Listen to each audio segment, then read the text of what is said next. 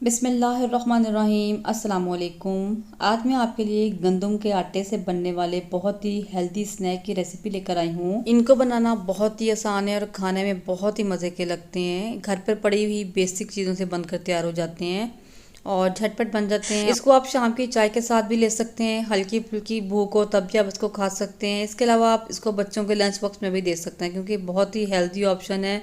गंदम के आटे से बने हैं तो बच्चों के लिए बहुत ही हेल्दी हैं। ऊपर से बहुत ही क्रिस्पी और अंदर से बहुत ही खस्ता बनकर तैयार होते हैं। तो चलिए आए बगैर देर के रेसिपी को स्टार्ट कर लेते हैं। वीडियो को बगैर स्किप किए लास्ट तक वॉच कीजिएगा। वीडियो अच्छी लगे तो लाइक और शेयर ज़रूर कीजिए। तो बढ़ते हैं रेसिपी की तरफ। ये मज़ेदार से स्नैक्स बनाने के लिए मैंने यहाँ पर लिया है एक बर्तन। इसमें डालेंगे 1 और 1/4 कप यानी 1 कप और 1/4 कप गंदम का आटा। तो वज़न में देखें तो ये 1 कप 125 ग्राम है और बाकी जो 1/4 कप है ये 25 ग्राम है, यानी 150 ग्राम वज़न में होगा ये। तो 150 ग्राम हमने गंदम का आटा लिया है। अब इस आटे से आधे वज़न की हमने चीनी ली है, तकरीबन 75 ग्राम। अगर इसको टेबल स्पून में देखें तो ये 5 टेबल स्पून है और ये देखने में ज़्यादा लग रही होगी लेकिन चीनी बिल्कुल भी ज़्यादा नहीं है। और साथ इसमें डालेंगे 1/4 टीस्पून नमक का। ये चम्मच बड़ा है इसलिए इसमें आपको नमक कम लग रहा होगा, तो 1/4 टीस्पून के करीब मैंने नमक इसमें डाला है। और साथ ही मेरे पास यहाँ पर है देसी घी। आप चाहें तो डालडा घी भी ले सकते हैं लेकिन देसी घी से ज़्यादा अच्छा टेस्ट आएगा। घी मेरे पास यहाँ पर जमा हुआ है तो मैं यहाँ पर घी डाल रही हूँ 3 खाने के चम्मच से थोड़ा सा ज़्यादा। आप देख सकते हैं मैंने चम्मच बहुत ज़्यादा भरकर डाले हैं तो जिसकी वजह से घी की क्वांटिटी बहुत ज़्यादा हो गई थी, ठीक है। लेकिन अगर आप मेल्ट किया हुआ घी ले रहे हैं तो आपने इसमें 4 से 5 खाने के चम्मच घी डालना है। वो भी इस तरीके से कि पहले आपने 4 चम्मच डालकर देख लेना है कितना घी है और उसके बाद आपने 1 चम्मच मज़ीद डालना है।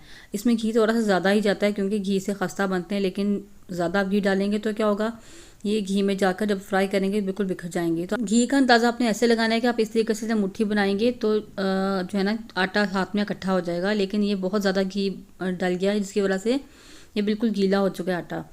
खैर अब इसको थोड़ा थोड़ा पानी डालकर हम गूंद लेंगे। अब मैं आगे जाकर जो ना मज़ीद इसमें खुश्क आटा डालूंगी, उसको मैं सेट करूँगी और आपको दिखाती हूँ। ये स्नैक्स क्योंकि हम घर में बनाते रहते हैं तो इसलिए कोई क्वांटिटी इसकी फ़िक्स नहीं होती, इसलिए मैं आपका घी का अंदाज़ा बता रही हूँ आपने किस तरीके से डालना है। खैर यहाँ पर थोड़ा थोड़ा पानी डालकर हम आटा गूंद लेंगे, इसकी डो तैयार कर लेंगे। जिस तरह हम आटा गूंदते हैं उसी तरीके से गूंदना है, लेकिन आटे से थोड़ी सी सख्त इसकी डो बनेगी।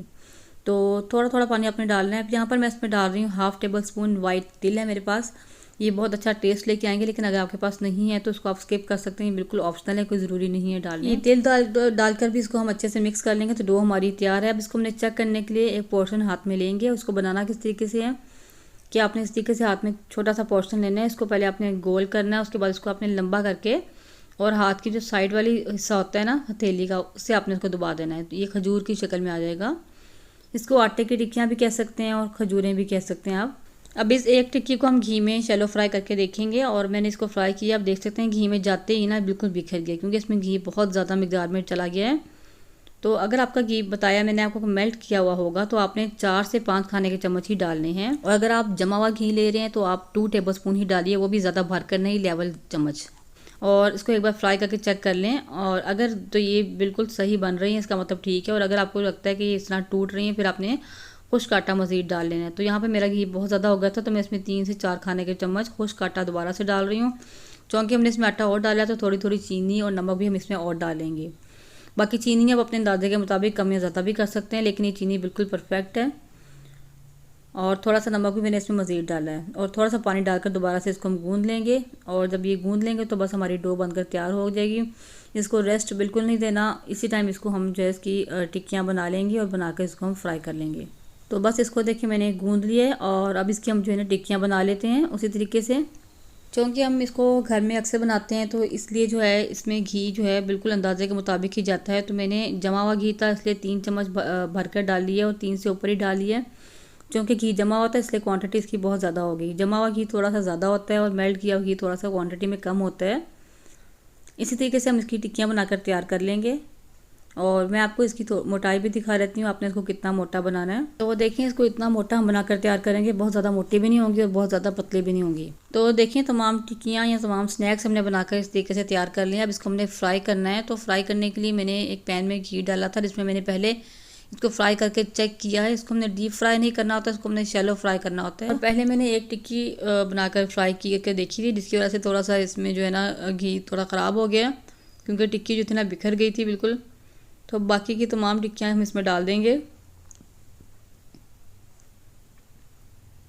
और मैं एट अ टाइम सारी नहीं डालूँगी, थोड़ी सी पहले डालेंगे ताकि घी जो है ना एकदम से ठंडा ना हो जाए। अच्छा, घी आपका बहुत ज़्यादा गर्म ना हो, इसको अपने लो टू मीडियम फ्लेम पर फ्राई करना है, क्योंकि घी ज़्यादा गर्म होगा ना एकदम ऊपर से जो है ये जल्दी ब्राउन हो जाएंगे और अंदर से कच्ची रहेंगी, क्योंकि अंदर से आटा है बिल्कुल।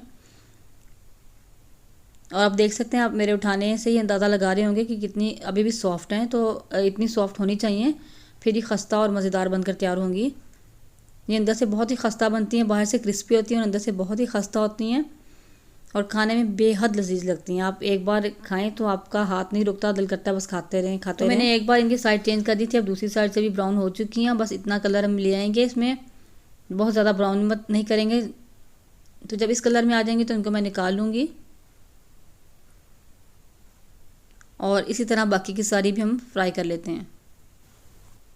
तो अब दूसरा बैच भी हम इसी तरीके से फ्राई कर लेंगे। तो देखिए, तमाम स्नैक्स हमारे बनकर तैयार हो गए हैं। बहुत ही हेल्दी आटे के स्नैक्स, बहुत ही मज़े के बनकर तैयार होते हैं। मैं आपको तोड़ कर भी चेक करवाती हूँ, बाहर से बहुत क्रिस्पी हैं और अंदर से बहुत खस्ता।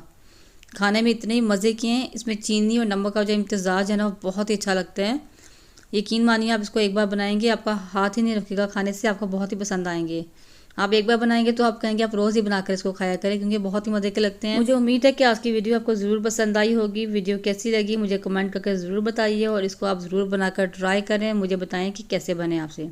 वीडियो अच्छी लगे तो लाइक और शेयर ज़रूर करें। चैनल पर नए हैं तो चैनल को सब्सक्राइब करना मत भूलें। मिलते हैं इंशाल्लाह नेक्स्ट वीडियो में। अपनी दुआओं में मुझे ज़रूर याद रखिए। अल्लाह हाफिज़।